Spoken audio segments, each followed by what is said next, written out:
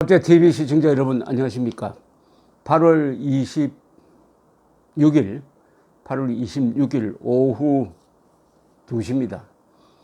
오늘 새벽에 존 맥케인 상원 의원 전 공화당 대통령 후보가 별세했습니다. 향년 81세였습니다. 만으로 81세였습니다. 1936년 출생입니다. 이분은 비록 대통령은 못했지만은 거의 대통령급에 비견될 정도의 영향력을 오랫동안 행사해 왔던 사람입니다. 특히 북한 핵 문제에 대해서, 한반도 정세에 관해서, 북한의 인권 탄압에 대해서 아주 한국인의 입장에서, 그리고 미국인의 입장에서, 그리고 세계적 보편적 가치관의 입장에서 목소리를 높였던 사람들입니다. 최근에는 북한 핵을 견제하기 위해서는 전술핵 재배치를 검토해야 된다는 이야기까지 했던 사람입니다. 이분이 작년부터 뇌암, 머리에 암이 확대되어 가지고 별세를 했지만은 마지막까지 정치적 활동, 발언을 서슴지 않았습니다. 특히 트럼프 대통령을 매우 비판했습니다.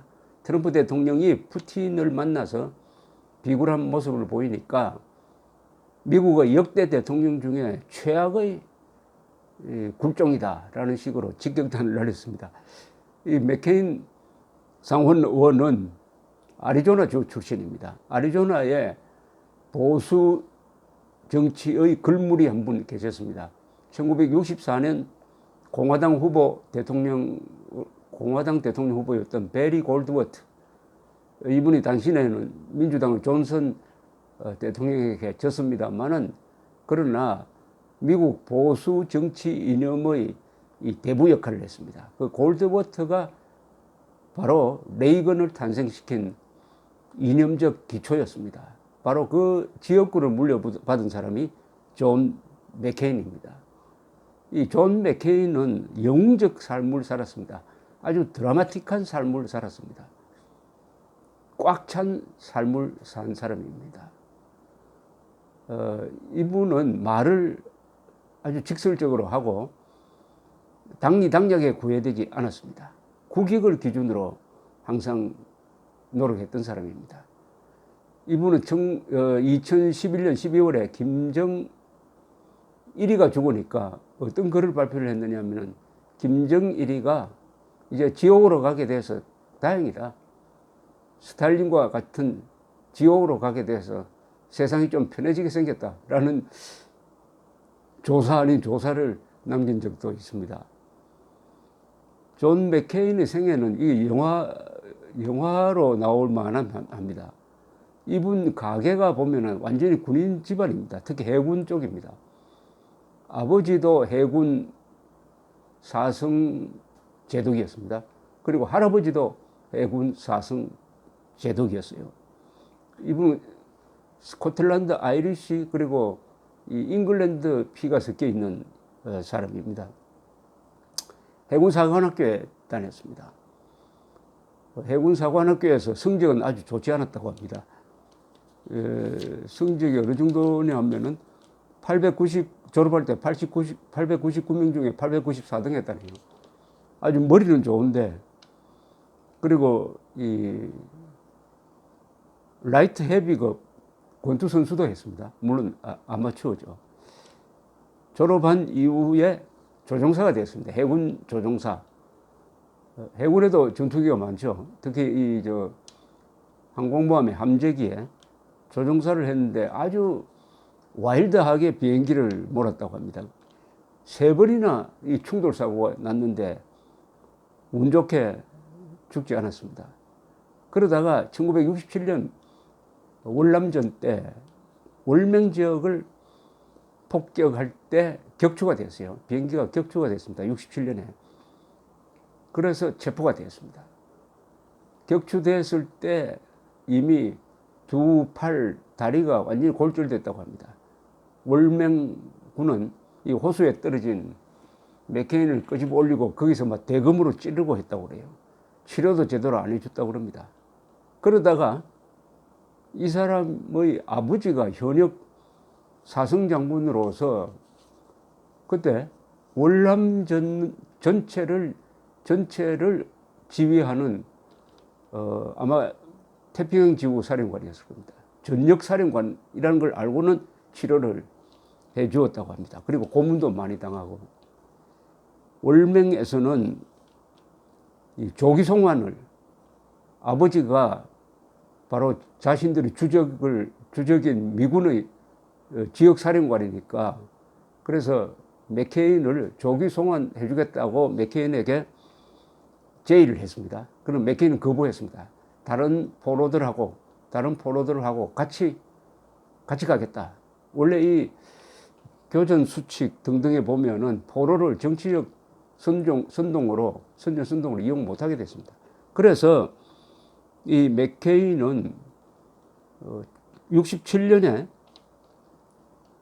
포로가 되었다가 언제 풀려나느냐 하면 73년, 6년이 지나서 73년 이 평화협정, 소위 월남 평화협정 아닙니다만 그 평화협정 때문에 월남이 결국 2년 뒤에 적화됩니다.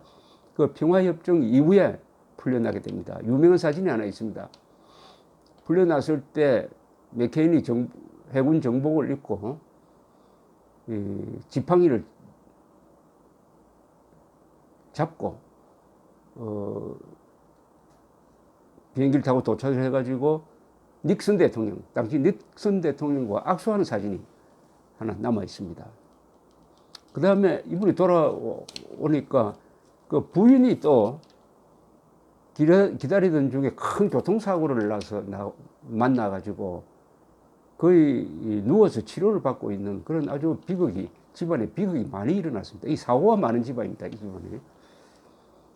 계속 해군에 복무를 하다가 대령으로 제대를 하는데 마지막에는 이 비행교관 역할을 했습니다.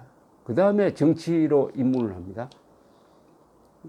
이 의회와 연락장교 역할을 하다가 이 정치에 관심을 갖게 되고 아리조나주에서 하원, 상원을 하면서 상원 6선 6번 당선이 됐습니다.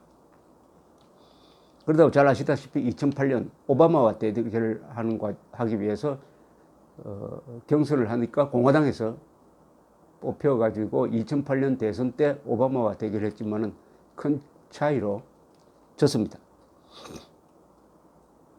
이분은 첫째 부인과는 나중에 이혼을 했습니다. 이혼을 하고 둘째 지금 부인은 아주 부자입니다만 하고 재혼을 한 관계입니다. 그것이 좀 흠이됐죠. 이 맥케인은 영어로 이런 사람을 매브릭이라고 하는데, 매브릭이라고 하면은 우리나라에서 번역하기 좀 힘든데, 정치권에서 매브릭이라고 하면은 어떤 자기 당 소속이지만은 가끔 당과 다른 행동을 하는 사람을 말합니다. 어떻게 보면 좀 돌출적 행동을 하는 사람. 바로 존 맥케인이 그렇게 합니다. 예컨대 트럼프가 당선된 다음에 맨 처음 한 게 오바마 케어를 뒤집는 결의안을 통과시키려고 할 때 맥케인이 반대를 했습니다. 오바마 편을 들었습니다. 그 법적 절차에 문제가 있다. 그래서 당의 명령을 무조건 따르는 사람이 아닙니다. 그래서 이분은 항상 국익을 중심으로 했다고 그렇게 이야기를 합니다. 그리고 항상 이 안보 문제에서는 좀 강경한 입장을 취하고, 특히 부시 아들입니다. 부시 대통령이 2003년에 이라크 전쟁을 할 때 적극적으로 지원을 했습니다. 맥케인은 상원의 국방위원회 위원장입니다. 아주 영향력이 있는 자리입니다. 이 맥케인은 그러나 최근에 쓴 회고록에서는 자신이 잘못 판단했다. 이 이라크 전쟁은 실패였다. 너무 많은 돈과 너무 많은 인명 희생이 있었고 후세인이 핵 개발하고 있다는 정보는 잘못된 것이었다. 그래서 그 자신의 이라크 전쟁 지지를 자신의 실수라고 이렇게 이야기를 했습니다. 이분이 이 생애를 감아 보면은 항상 이 사고가 나는 현장에 많이 있었어요. 예컨대 1967년 10월 26일에 격추가 되었는데 그 전에는 이 포레스탈호라는 이 항공모함의 함재기 조종사였는데 여기서 큰 불이 났습니다. 폭발 사고가 나가지고 미국 해군 역사상 가장 큰 사고가 나가지고 134명이 죽었습니다. 그때 현장에 있다가 또 다치기도 했는데 죽지는 않았습니다. 항상 이 운명의 모든 것을 걸고 던지고 살아온 사람이니까 이분이 죽으니까 여러 사람들이 아주 감동적인 추도의 글을 남기고 있습니다. 오바마 대통령은 이렇게 추도를 했습니다. 우리는 미국이 모든 것이 가능한 나라라고 생각하는 사람이고 미국 시민이 된다는 것은 미국이 그런 나라로 남아 있도록 할 의무가 있다라는데 같은 생각이었다. 이렇게 이야기를 했습니다.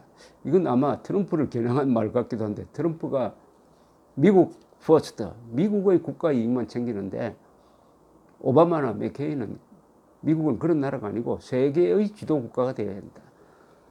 세계의